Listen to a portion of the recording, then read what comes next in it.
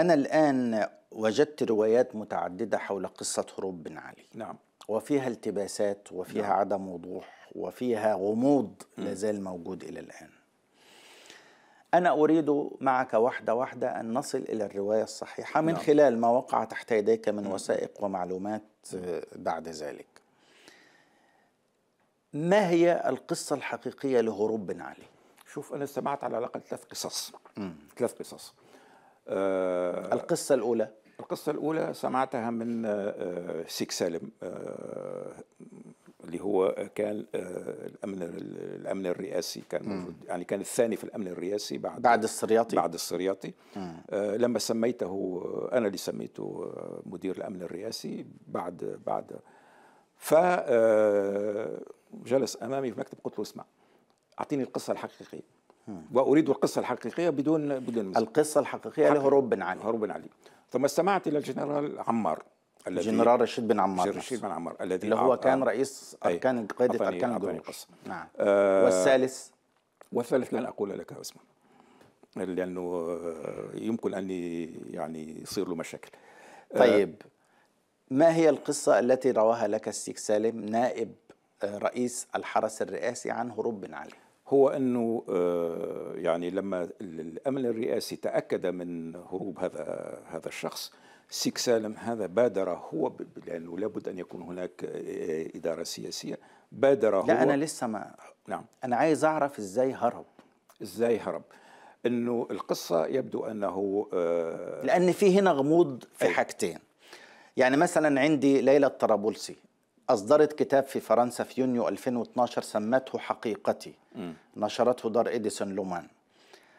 قالت فيه إن ما حدث في 14 يناير كان انقلابا مدبرا من الجيش ومن ساسة محليين ومن قوى أجنبية. غير صحيح. وقالت صحيح؟ غير صحيح.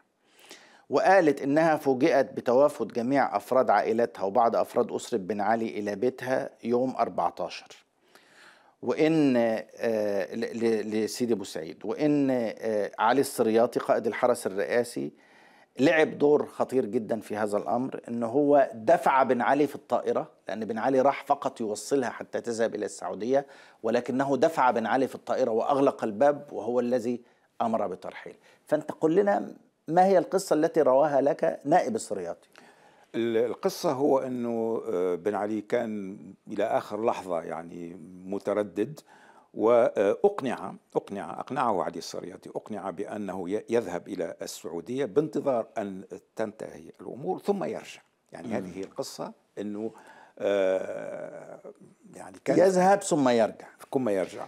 وهذا يفسر لماذا الرئيس المؤقت الذي سمي يعني فرض عليه فرضا أنه يأخذ الرئاسة، لأنه كان اللي هو الغنوشي، محمد الغنوشي. لا ولا المبزع. لأن هم في الأول أعلنوا الغنوشي رئيس.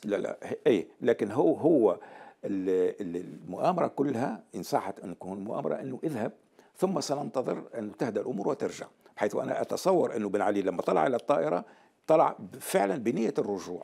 هل إقناع بن علي بركوب الطائرة تم عند الطائرة؟ هذا لا أعرفه، لأن هي ليلى بتقول إن طلبوا منها أن تذهب إلى قصر قرطاج حتى تلحق بزوجها. فوجئت أن أبواب القصر مشرعة ولا يوجد أي حراسة أمام المقر الرسمي، وإن علي السرياطي انتهى به المطاف إلى إقناع بن علي بتوديع عائلته في مطار قاعدة العوينة العسكرية، ثم دفع بن علي لركوب الطائرة بعدما أقنعه بأن حراسه الشخصيين يمكن أن يقتلوه أو يقصفوا القصر. فبالتالي قبل بن علي في ذلك الوقت أن يركب الطائرة ويذهب إلى السعودية. الشيء المؤكد اللي أنا متأكد فيه أنه ركب الطائرة، أقنع بركوب الطائرة، وأقنع أنه الوضع سيء جدا وأن المسألة مسألة وقت حتى يقع السيطرة ثم بعدها يعود.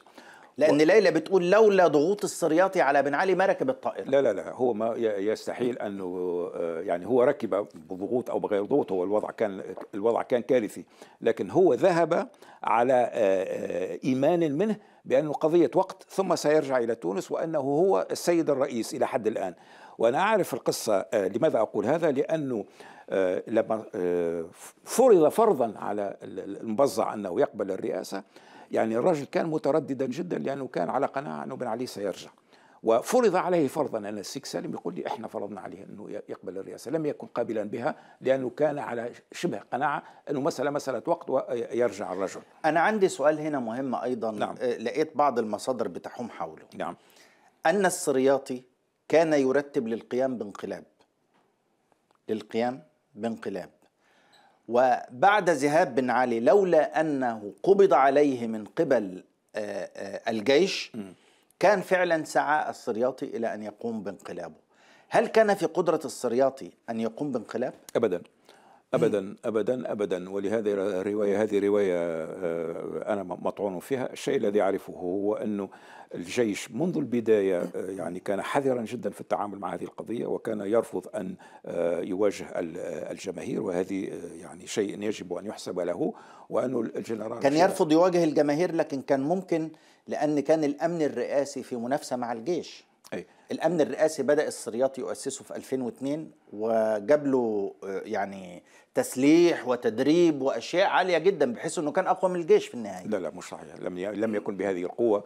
أنا الأمن الرئاسي أعرفه جيدا، لما وجدته لم يكن بهذه القوة. لا، أنت لقيت أمن رئاسي مهلهل، لكن أيام بن علي لا، الأمن الرئاسي لم يكن له قدرة أن يفرض سلطته على الجيش، خاصة أنه النائب هذا يعني سامي سيك سالم كان واضحا أنه لم يكن داخل في أي نية انقلابية، والدليل على ذلك أنه يعني أخذ مبادرة هو الذي لكن علي السرياطي مختلف. النائب أحيانا لا يعلم أي شيء عما يفكر به الرئيس. طبعا، لكن الشيء الثابت هو أنه قلت لك أنا سمعت الكثير من القصص. ما أنا عشان كده بقول لك، أنا الآن بجيب لك المعلومات اللي عندي وعايزك تديني رواية متماسكة. الرواية المتماسكة هي كالتالي: هو أنه هذا الرجل يعني بن علي، بس بالراحة عشان المشاهدين يتابعون. أولا أنه بن علي طلع في الطائرة وهو يظن نفسه رئيسا وسيعود، وأقنع بذلك، وربما من أقنعه هو السرياطي. ثانيا أنه تطورت الأمور بشكل كبير، أصبح من الواضح أنه بن علي لن يعود. وآنذاك الجيش متى أصبح واضحا أن بن علي لن يعود؟ يعني ما بين